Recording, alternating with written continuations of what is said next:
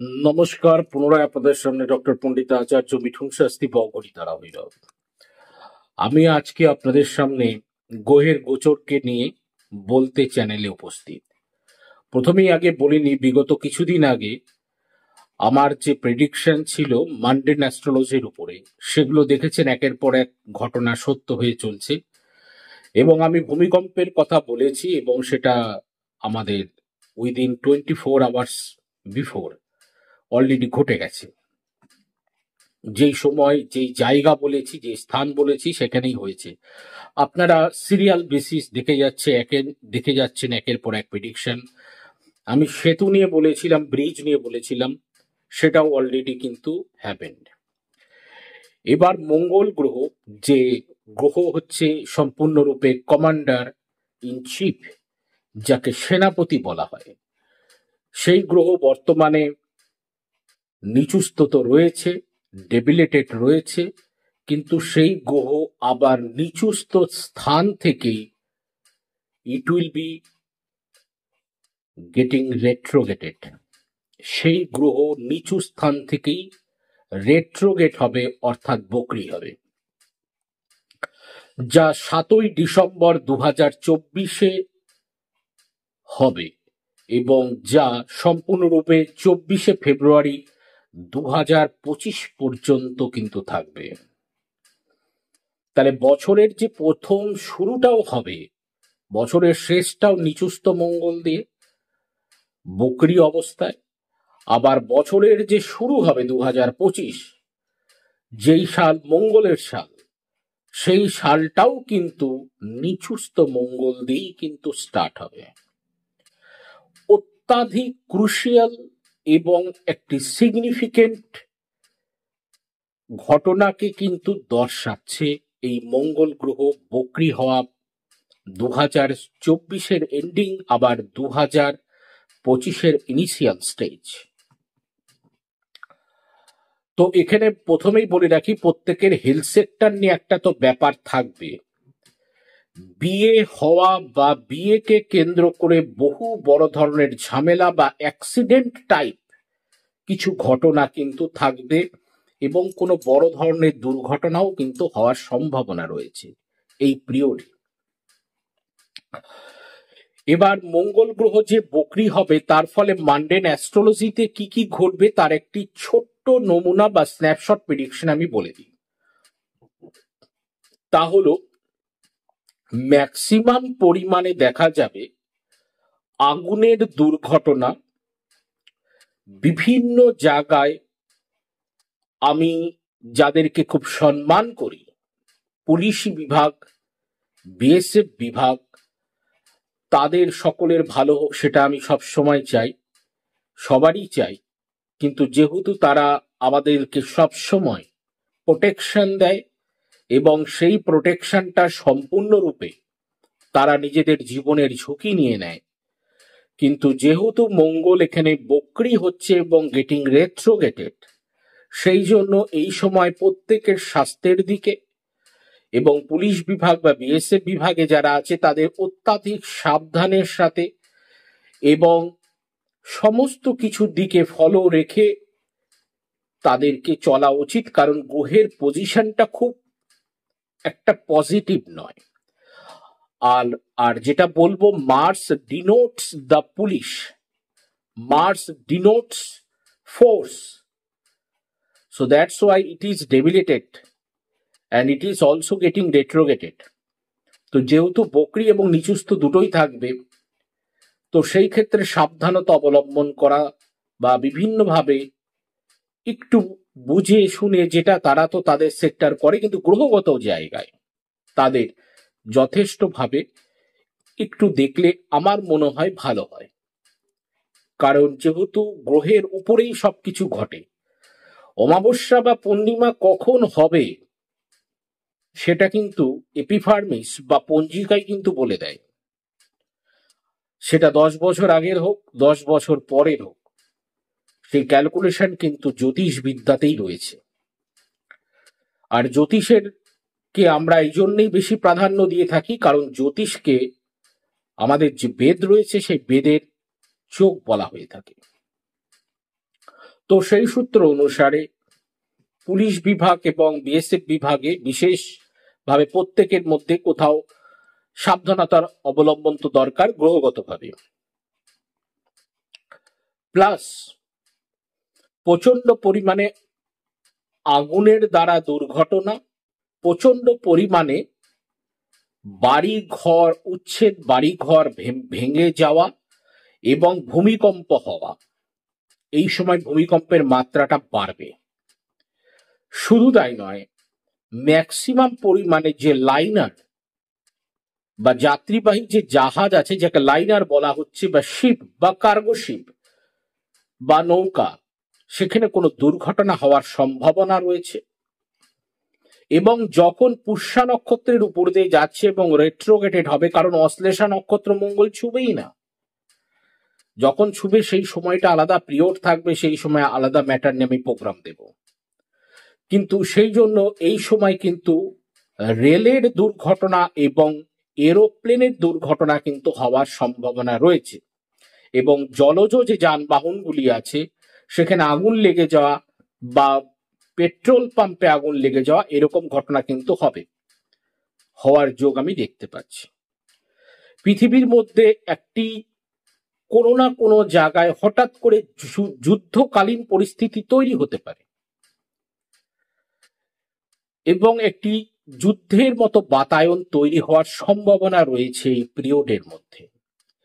এই পিরিয়ডের মধ্যে মানে 7ই ডিসেম্বর 2024 থেকে 24শে ফেব্রুয়ারি 2025-এর মধ্যে ভূমিকম্প কনফার্ম হবে, আমার অনুমান, অ্যাস্ট্রোলজিক্যাল এক্সপিরিয়েন্স, এবং বেশ কয়েকবার হবে।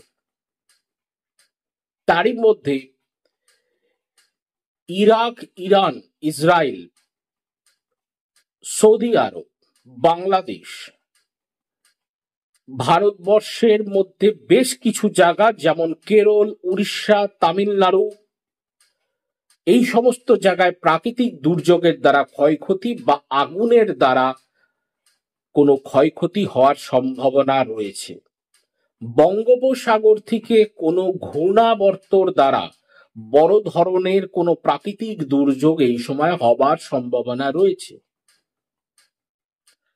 পশ্চিমবঙ্গের মধ্যে যদি আমরা কর্মচক্র সিদ্ধান্ত অনুসারে দেখে থাকি, তাহলে আমরা দেখতে পাচ্ছি উত্তর এবং দক্ষিণ 24 পরগনা,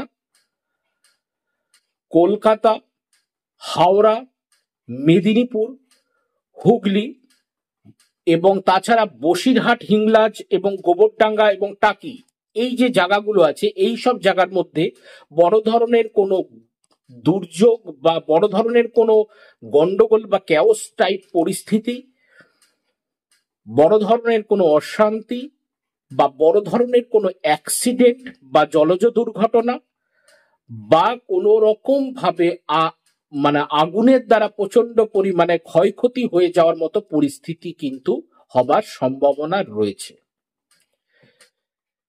এই হলো মানডেন অ্যাস্ট্রোলজিতে আমার প্রেডিকশন। আপনারা দেখে নেবেন এই প্রেডিকশনটা কিরকম ভাবে মানে প্ল্যানেটরি কম্বিনেশনে বা প্ল্যানেটরি অ্যাসপেক্ট বা গোচরের উপরে কতটা ফলীভূত হচ্ছে। কারণ যা আছে পৃথিবীতে তা সবই গ্রহের দ্বারাই সম্পূর্ণরূপে চেঞ্জেবল। আজ আমি ফুলহাতা জামা পরছি বা মোটা জামা পরছি, এটাও গ্রহের কারণেই, কারণ শীতকাল। আবার পরে হালকা ড্রেস পরতে হবে, তখন গ্রীষ্মকাল। প্যারামিটার ঘুরবে গ্রহে, সেই অনুসারে চলবে। এবার 12 রাশির 12টি স্ন্যাপশট প্রেডিকশন বলবো, ছোট্ট আকারে বলবো। আগেই আমি বলে নিই, নেগেটিভটা কিন্তু আমি বলবো, পজিটিভটা আমি বলবো না। আমার প্রোগ্রামটা দেখার আগে কেউ সবগুলো রাশির নেগেটিভ দেখে আপনারা সবাই এরকম ভেবে নেবেন না যে সব রাশিরই খারাপ হবে। গল্পটা হচ্ছে কোন অ্যাসপেক্টে, in which terms, in which field you have to be conscious. যেই জায়গায় যেই রাশি লগ্নের উপরে যেই ফিল্ডের যেই সেক্টরে যেই ডোমেনে প্রবলেম আসার সম্ভাবনা রয়েছে সেই ডোমেনটাকেই আমি কিন্তু এখানে কোট করব। কথাগুলো ভালো মতো শুনে প্রোগ্রাম দেখবেন। সব রাশির খারাপ হবে তা নয়, কারণ একই রাশির লোক একটি সময় দেখা যায় যে সে পুরস্কার পাচ্ছে, আবার একই রাশির লোক দেখা যায় সে পরলোক গমন করে গেল। হাস্যকৌতুক হতে পারে ব্যাপারটা চিন্তা ভাবনা করলে, কিন্তু ঘটনাটা যেরকম যদি কাউকে বলা হয় চোখে স্ট্রোক করেছে, তাহলে লোকে যেরকম শুনলে একটু ঝট করে চিন্তায় পড়ে যাবে স্ট্রোক চোখে। কারণ আমাদের বডির মধ্যে কতগুলি পার্টস আছে, কতগুলি লিম্বস রয়েছে, কতগুলি অঙ্গ প্রত্যঙ্গ, শিরা উপশিরা রয়েছে, রক্তের মধ্যে কত রকম গ্রুপ আছে, ভিটামিন এ ডি ই কে ফ্যাটে দ্রবণীয় ভিটামিন, জলে দ্রবণীয় ভিটামিন বি সি পি, ভিটামিনের মধ্যেও কত ভাগ আছে। তো এই রাশি এবং লগ্নের উপর দিকটা হচ্ছে এরকম মানুষের বডির মতো। এর মধ্যে দশা, অন্তর্দশা, প্রত্যান্তর দশা, জীবদশা, সূক্ষ্ম দশা, সুদর্শন চক্র, যোগিনী দশা, সেটা কি পরিমাণে আছে সেটাকে জানবার ব্যাপার আছে। তারপর যেই লোকটা যেই রাশির অ্যাওয়ার্ড পেল তার হয়তো উত্তর পশ্চিম কোণে বাথরুম ছিল, আর যেই রাশিটা হয়তো মৃত্যুর কোণে ঢলে পড়লো সে হয়তো দক্ষিণ পশ্চিম কোণে বাথরুম ছিল। বাস্তু একটা ম্যাটার করবে। তার বাড়ির সামনে হয়তো কারো একজন যে অ্যাওয়ার্ড পেল তার বাড়ির সামনে হয়তো বা ফাঁকা মাঠ ছিল, প্লেগ্রাউন্ড রয়েছে, আর কারো বাড়ির সামনে হয়তো কলকারখানা ছিল। দুই রাশির লোকে যে অ্যাওয়ার্ড এবং যে লস করলো লাইফ, আগের দিন হয়তো একজন নিরামিষ খেয়ে উপবাস করলো, কেউ বা হয়তো মাছ মাংস খেয়ে জীবন কাটালো সেই দিন। বিভিন্ন সেক্টর, বিভিন্ন জায়গায়, বিভিন্ন ডিগ্রিতে একটা কম্বিনেশনে একটা ঘটনা বা ইভেন্ট প্রমিস করে। সেটা শুধু রাশি বা লগ্ন দেখে সম্পূর্ণরূপে বিচার হয় না, সেটার একটা বিন্দুমাত্র একটা ক্যালকুলেশন, একটা ছাপ ফেলে। পঞ্চম স্থান থেকে যদি অ্যাওয়ার্ডের ব্যাপার আসে তাহলে অষ্টম স্থান মৃত্যু, এটা সত্য, কিন্তু পঞ্চমের ওটি ফোর্থ, তার মানে অ্যাওয়ার্ড পাওয়ার পর যে আনন্দটা সেটা কিন্তু অষ্টম। Getting the point? Are you getting the point what I am saying here? কি বলছি গল্পটা? ঘটনাটা কিন্তু একই জায়গায় প্রমিস করছে, কিন্তু ফ্লেভার আলাদা। চা খাই না, চায়ের কিন্তু ফ্লেভার আলাদা থাকে। ওই জন্য সবকিছু জিনিস, চা বলে দিলি চা কিনতে যাচ্ছি, এবার গুটি চা না গোটা চা, দুটো আবার মিক্স চা কিনা, সবকিছু বোঝার ব্যাপার আছে। এক চান্সে উত্তরে যাবেন না। আমার প্রোগ্রামগুলো আমি খুব ধীরে সুস্থে প্রোগ্রাম করি, এবং আমি যে প্রোগ্রামগুলো করি সেগুলোকে একটু বোঝবার ব্যাপার আছে। হুড়পাড় করে করলে বুঝলে বোঝা যাবে না। আর আমি যেগুলো ক্যালকুলেশন করি আর আমি যাদেরকে দেখি তাদেরকে ধরে দেখি, এবং তারপরেই তারা এক মাসের মধ্যেই বুঝে যায় যে আমি যা বললাম সেটা হতে চলছে কিনা তার সাথে। সে পাবো বলেই যদি মনে করে তাহলে হবে না, তার নেগেটিভটাও আমার বলা থাকে, কি কি ঘটবে, কি কি ছাড়তে বলা হচ্ছে, কি কু অভ্যাস ছাড়তে বলা হচ্ছে, না ছাড়লে কি হবে সেটাও বলা থাকে। বোঝার ব্যাপার আছে। চলে যাক, let's come to the right formation for the zodiac implementations of the 12th signs. মেষ রাশি। প্রেমজ সম্পর্কে একটু ভুল বোঝাবুঝি হতে পারে, এডুকেশনে কিছু সমস্যা আসতে পারে,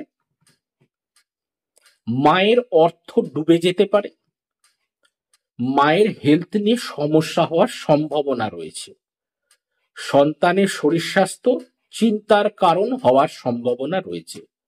নেক্সট সাইন বৃষ রাশি। বাড়িতে বেশ কিছু ইলেকট্রিক প্রবলেম, কিছু কাঠের জিনিসে প্রবলেম, বোনস ফ্র্যাকচার বা হাড়ের সমস্যা বা হাড়ের ব্যথা, মায়ের হেলথ এবং মায়ের ইনকামে বড় ধরনের চোট লাগার সম্ভাবনা, মামার বাড়িতে দুর্ঘটনা হওয়ার সম্ভাবনা।